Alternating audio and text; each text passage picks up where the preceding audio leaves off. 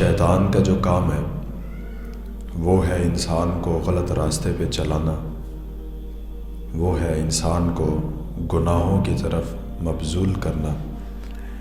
اب ان گناہوں سے بچنا، اپنے آپ کو محفوظ رکھنا، یہ انسان کا کام ہے۔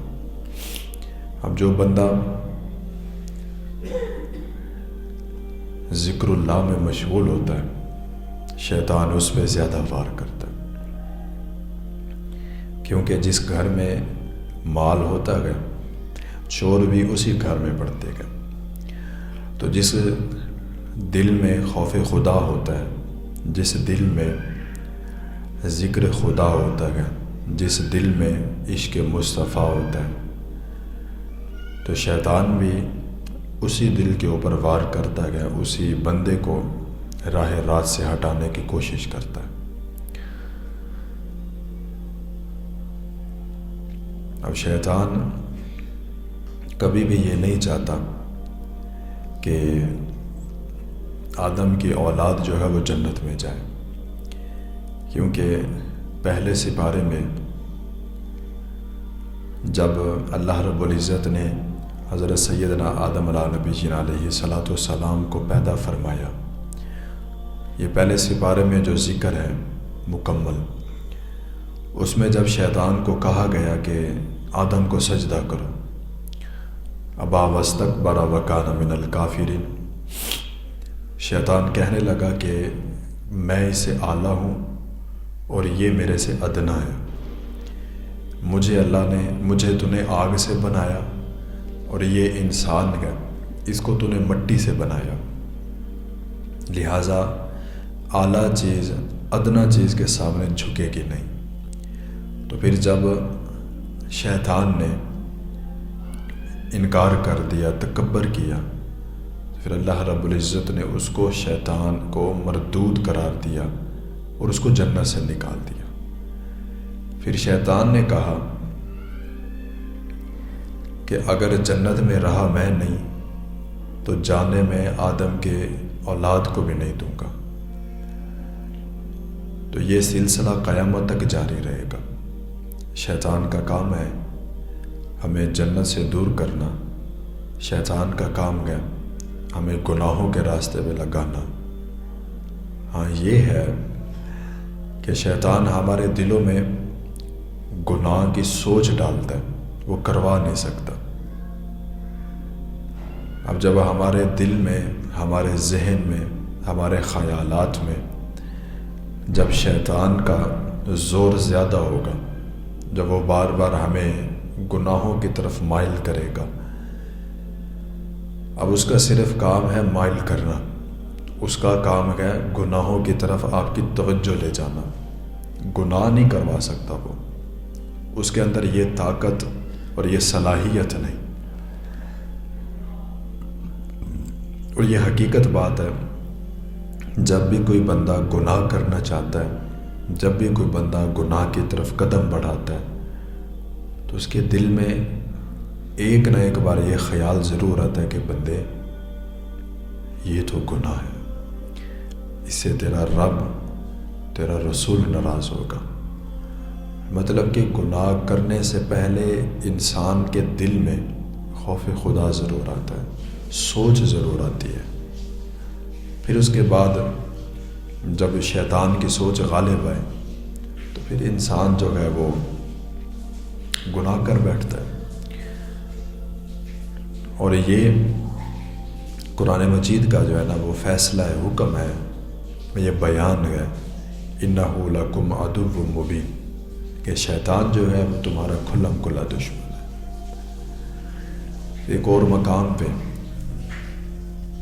شیطان نے جب یہ کہا کہ میں ضرور بھی ضرور انسانوں کو برگلاؤں گا،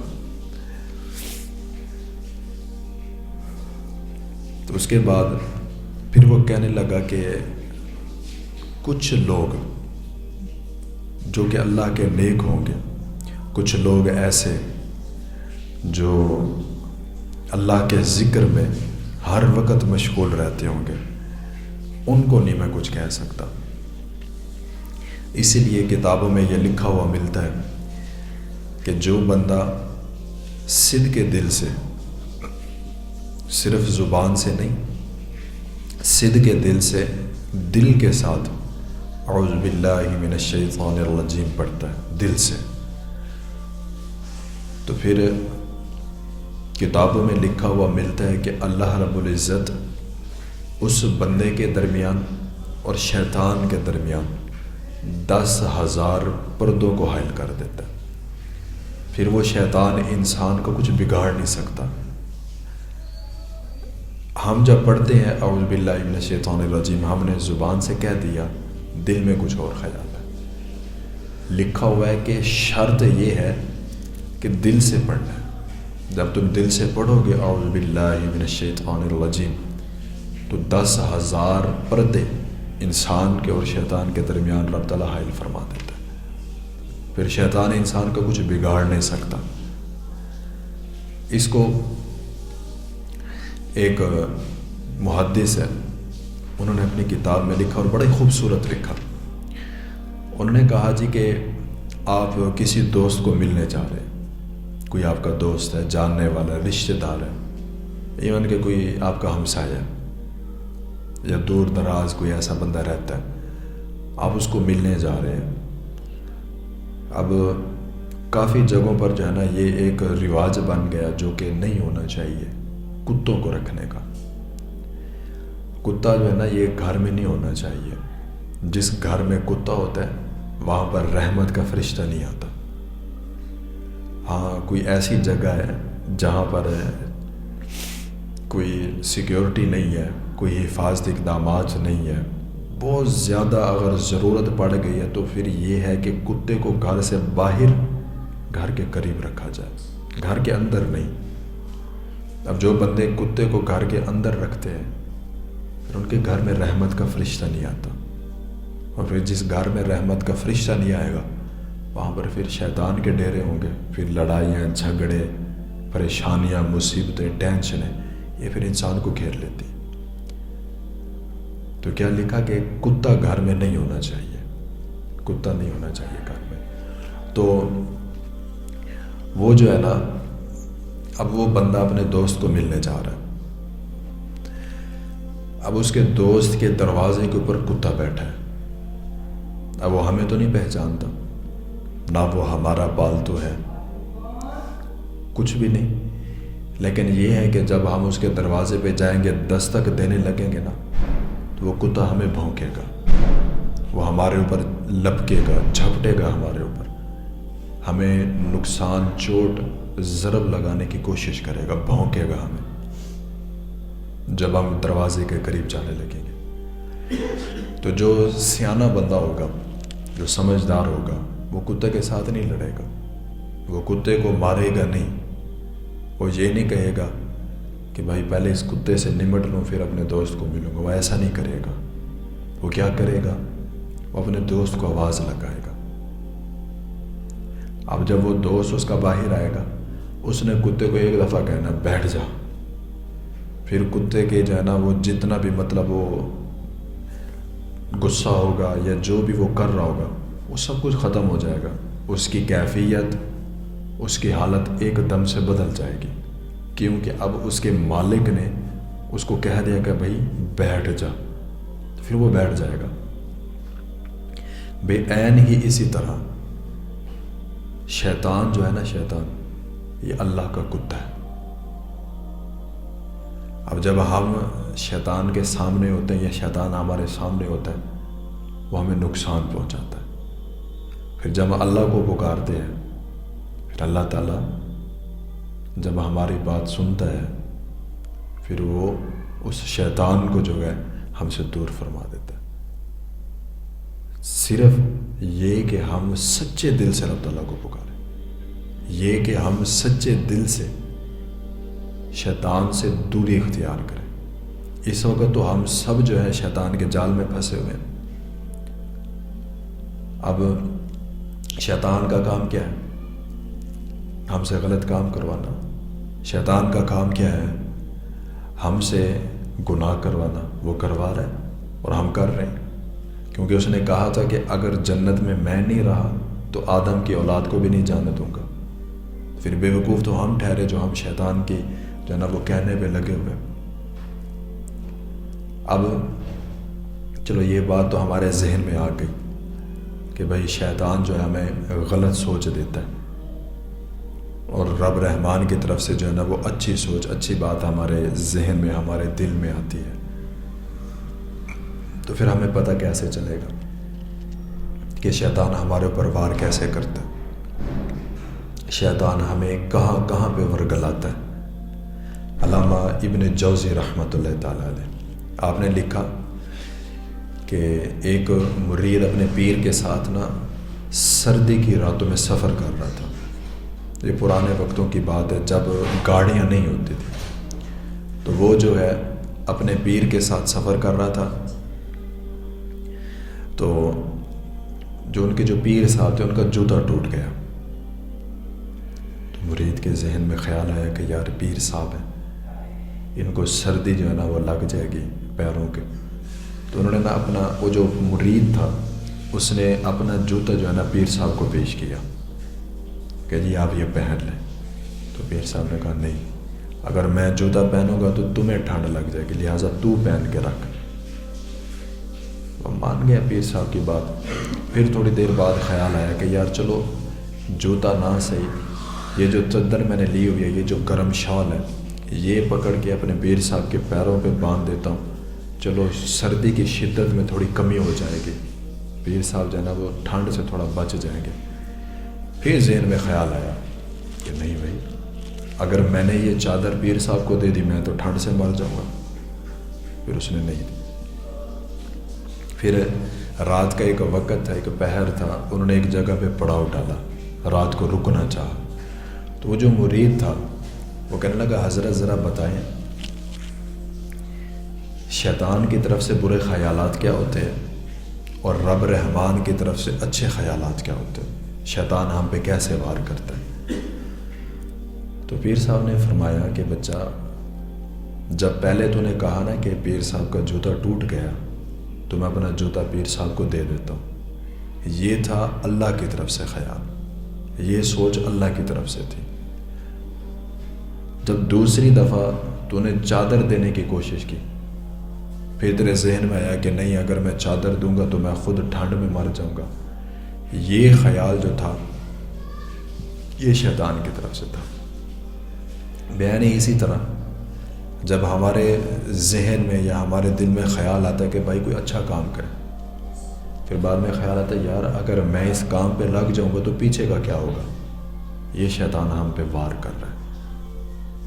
جب ہم یہ جو ہے نا دل سے اعوذ باللہ من الشیطان الرجیم پڑھیں گے تو شیطان ہم سے دور ہو جائے گا. اور یہ حدیث کے الفاظ ہیں, مفہوم ہے. رات کے وقت جب بندہ سونے لگتا ہے تو اس کے چارپائی کے ساتھ ایک فرشتہ اور ایک شیطان کھڑا ہوتا ہے.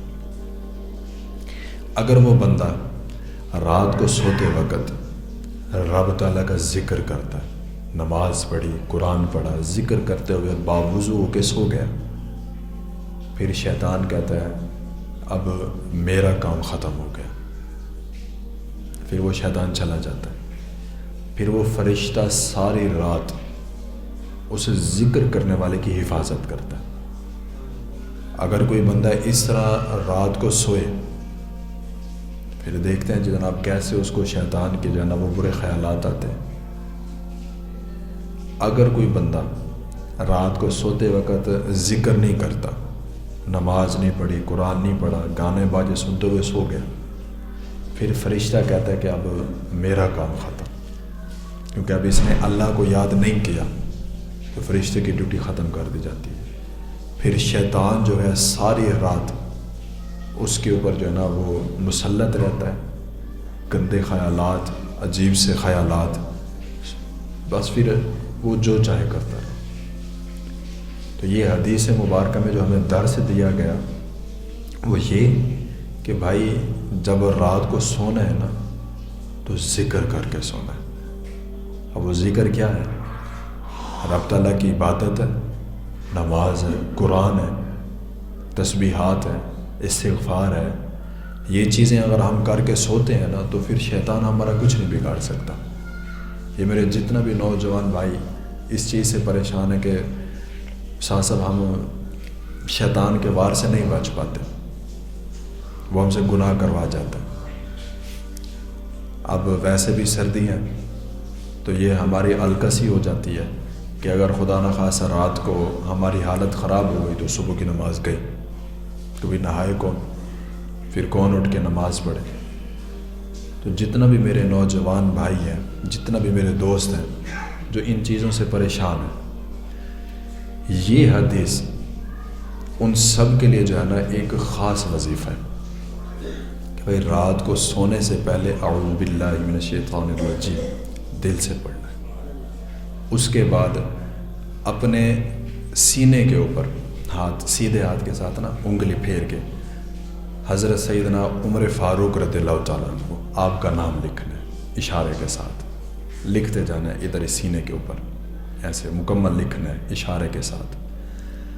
یہ گارنٹیڈ بات ہے کہ جس رات آپ یہ کر کے سوئیں گے آپ کو شیطان نہیں کچھ کہہ سکتا، آپ کی ساری رات جو ہے وہ پرسکون گزرے گی، صبح نماز بھی ہوگی۔ تو یہ جو چیزیں ہیں نا یہ ہمیں ملنی ہے دین اسلام سے۔ اب شیطان تو ہمارا دشمن ہے، اب ہم میں سے کون سا ایسا بے وقوف ہے جس کو پتہ ہو کہ بھائی یہ میرا دشمن ہے پھر بھی وہ اس کے ساتھ رہے؟ کوئی بھی نہیں رہے گا۔ ہم میں سے کون سا ایسا بے وقوف انسان ہے جس کو پتہ ہے بھائی چھری کا کام ہے کاٹنا، پھر اس کو اپنے ہاتھ پہ کوئی پھیرے گا؟ نہیں پھیرے گا، بھائی اگر اس کو پھیروں گا میرا ہاتھ کٹ جائے گا۔ اب ہر انسان کو پتہ ہے کہ بھائی یہ بجلی کی تاریں ہیں، یہ ننگی ہیں، اس کو ہاتھ لگاؤں گا تو کیا ہوگا؟ میرا نقصان ہوگا، کرنٹ لگ سکتا ہے، جان جا سکتی ہے۔ مطلب کہ جس بندے کو پتہ ہو کہ یہ چیز میرے لیے نقصان دہ ہے اسے بچتا ہے ہر ایک چیز سے۔ دشمن ہو انسان تو بندہ اس سے بچنے کی کوشش کرتا ہے۔ تو جب دنیا والوں سے ہم اتنا بچتے ہیں جن کی کاروائیاں کبھی مؤثر ہوتی ہیں کبھی مؤثر نہیں ہوتی، تو جس کو رب تعالیٰ نے فرمایا قرآن مجید میں کہ اِنَّهُ لَكُمْ عَدُوٌّ مُبِينٌ کہ شیطان تمہارا کھلا دشمن ہے، پھر اس سے کیوں نہیں بچتے؟ پھر اس سے بچنے کی تدبیر کیوں نہیں کرتے؟ پھر یہ کیوں نہیں سوچتے کہ بھائی شیطان کا کام ہے ہم سے گناہ کروانا، تو وہ کروائے گا۔ اب بچنا کس کا کام ہے؟ ہمارا کام ہے۔ شیطان ہمارے ذہن میں بڑی بڑی باتیں ڈالتا ہے۔ نماز پڑھی تو اس نے ذہن میں ڈال دیا لے بھی میں تو بہت بڑا نمازی ہوں، یہ تو نماز ہی نہیں پڑھتا۔ تو یہ سارے خیالات جو ہے نا یہ کس کی طرف سے ہیں؟ شیطان کی طرف سے۔ شیطان کوئی بھی ایسا وقت، کوئی بھی ایسا لمحہ نہیں چھوڑتا جس میں وہ انسان کو ورگلائے نا۔ اب بچنا ہمارا کام ہے، بچنا جو ہے وہ ہمارا کام ہے کہ ہم نے کیسے اسے بچنا۔ لیکن ہمیں اس چیز کی ضرورت نہیں ہے، یہ حقیقت بات ہے۔ نہ ہمیں نماز کی ضرورت ہے، نہ ہمیں قرآن کی ضرورت ہے، نہ ہمیں دین اسلام کی ضرورت ہے، کسی چیز کی ضرورت نہیں۔ کیوں؟ وجہ یہ ہے کہ بھائی اگر ہم خود کو بدلنا ہی نہیں چاہتے تو پھر کوئی ہمیں بدل نہیں سکتا، کوئی بھی ہمیں نہیں بدل سکتا۔ یہ پچھلے دنوں میں ایک نماز جنازہ پہ گیا تو کچھ ساتھی مجھے کہنے لگے کہ حضرت آپ نا یہ وقت کچھ ایسا ہے تو آپ اس پہ کوئی تھوڑا بہت واعظ و نصیحت کر دیں، کوئی اچھی بات سنا دیں۔ تو میری یہ عادت ہے کہ بھائی نماز جنازہ کے اوپر بیان یا کوئی واعظ یا کوئی بھی بات میں نہیں سناتا۔ اب کچھ بندے اعتراض کریں گے جی کیوں نہیں سناتے آپ، تو میں آپ کو بتاتا ہوں کہ وہ کیوں میں نہیں سناتا۔ وہ واعظ و نصیحت کس لیے ہوتا ہے؟ کبھی موت کو یاد کرو۔ وہ واعظ و نصیحت کس لیے ہوتا ہے؟ کہ بھئی ہم نے بھی مرنا ہے۔ وہ واعظ و نصیحت کس لیے ہوتا ہے؟ کہ بھائی جیسے آج یہ میت یہاں پہ پڑی ہوئی ہے نا، ایک دن ہم بھی پڑے ہوں گے۔ تو میری جو ہے نا وہ طبیعت ہی نہیں مجھے ساتھ دیتی کہ میں اس موقع پہ کوئی بات کروں۔ وہ ایک بزرگ ہمارے پیر و مرشد ہے بزرگ ہیں، ان کے لیے نا ایک بندے نے لکھا، ان کے خاص مرید تھے، تو انہوں نے لکھا کہ جی جب میں مر جاؤں نا تو میرا جنازہ جو ہے وہ پیر صاحب پڑھائیں گے۔ وہ جو پیر صاحب تھے نا وہ کسی کے جنازہ پڑھانے نہیں جاتے تھے، کیونکہ حالت دیکھ کے نا ان کو پھر غصہ چڑھتا تھا کہ یار یہ کیسے لوگ ہیں، نماز جنازہ بھی پڑھا، میت کو کندھا بھی دیا، قبر میں بھی اتار کے آئے، واپس آ کے پھر گناہ کر رہے ہیں۔ کیا صرف یہ سوچ کے کہ جس نے مرنا تھا وہ مر گیا، ہم نے تو مرنا ہی نہیں ہے؟ یا صرف اسی نے مرنا تھا جو گیا، ہمیں تو موت ہی نہیں آنی؟ تو وہ نہیں جاتے تھے نماز جنازہ پڑھانے، پڑھ لیتے تھے، پڑھاتے نہیں تھے۔ لیکن مرید نے وصیت کی کہ نماز جنازہ پیر صاحب پڑھائیں گے، تو ان کے بچوں نے کہا کہ جی ہمارے باپ کی وصیت ہے یہ، تو آپ مہربانی کریں، آپ جنازہ پڑھا دیں۔ انہوں نے کہا جی ٹھیک ہے۔ نماز جنازہ کے لیے پیر صاحب پہنچے، تو وہ تو پہلے اس چاہت میں تھے کہ اس موقع پر پیر صاحب کچھ ارشاد فرمائیں، تو ایک مرید نے ہمت جتا کے کہہ دیا کہ حضور کچھ نصیحت فرما دیں۔ آپ خاموش، 2 دفعہ کا، 3 دفعہ کا، 4 دفعہ کا، سب نے کہا، لیکن آپ نہیں بولے، خاموش رہے۔ نماز جنازہ ہو گیا، تدفین ہو گئی، بندے اپنے اپنے گھروں کو واپس۔ کچھ اعتراض کرنے لگ گئے، یہ پیر صاحب کیسے ہیں، ان کو بیان کرنے کا کہا گیا کیا ہی نہیں، نصیحت کا کہا گیا کی ہی نہیں، واعظ کا کہا گیا کچھ بولا ہی نہیں انہوں نے، یہ کیسے پیر صاحب ہے، یہ تکبر کرتے ہیں، یہ ان کو کچھ آتا جاتا نہیں۔ تو پھر ایک مرید جو تھا، جو ان کا کار خاص تھا، ان کا خلیفہ تھا، جو انہوں نے پوچھا حضور ہمیں پتہ ہے کہ آپ جو بھی کرتے ہیں اس کے پیچھے کوئی نہ کوئی وجہ ضرور ہوتی ہے، آج لوگوں نے آپ کو کہا کہ آپ تھوڑا واعظ و نصیحت فرما دیں، آپ نے نہیں کی، ضرور بھی ضرور یقیناً اس کے پیچھے بھی کوئی وجہ ہوگی، ضرور وجہ ارشاد فرما دیں تاکہ ہمارے دلوں کو جو ہے وہ سکون مل جائے۔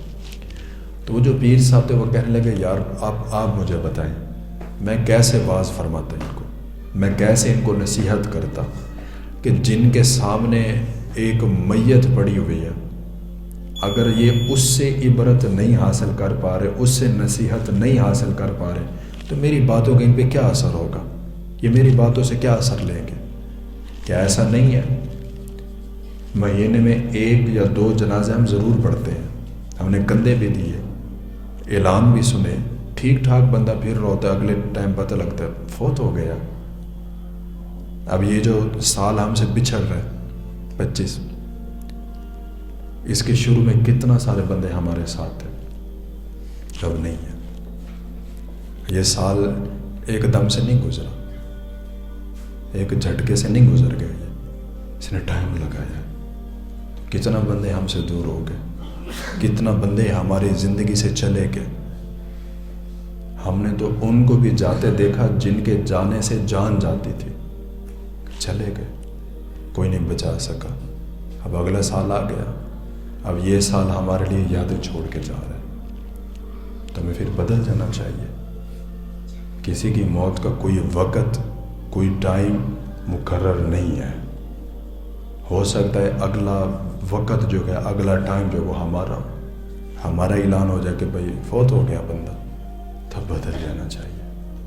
تو اپنے آپ کو اب روک لے، شیطان کے پیچھے بڑا بھاگ لیا، اب ذرا رب رحمان کے راستے پہ چلے، اپنے آپ کو بدلیں، اب روکیں۔ یہ جس راستے پہ آپ چل رہے ہیں نا، اس کا انجام بہت برا ہے۔ مسجد سے آواز آئی اذان کی، کوئی بھی مسجد میں نہیں آیا، بہت بڑی زیادتی ہے۔ مسجد میں نمازی کوئی نہیں ہے، باہر محلہ بھرا ہوا ہے، بہت بڑی زیادتی ہے یہ۔ آج وقت ہے، آج 2 ٹانگوں پہ چل کے آ جاؤ، نہیں تو کل لوگ آپ کو 4 کندھوں پہ اٹھا کے اسی جگہ پہ لے کے آئیں گے۔ اس کے ساتھ اپنا رشتہ مضبوط رکھیں، یہی چیز کام آنے والی، اور کچھ بھی نہیں۔ تو تمام احباب کوشش فرمائیں، شیطان سے بچنے کی کوشش کریں، کوشش فرمائیں کہ ذکر اللہ میں مشغول رہیں، نماز، قرآن، عبادات، تسبیحات، استغفار، ان چیزوں کی عادت بنائیں۔ اللہ رب العزت ہم سب کو عمل کی توفیق عطا فرمائے، آمین۔ وما علیہ الا البلاغ۔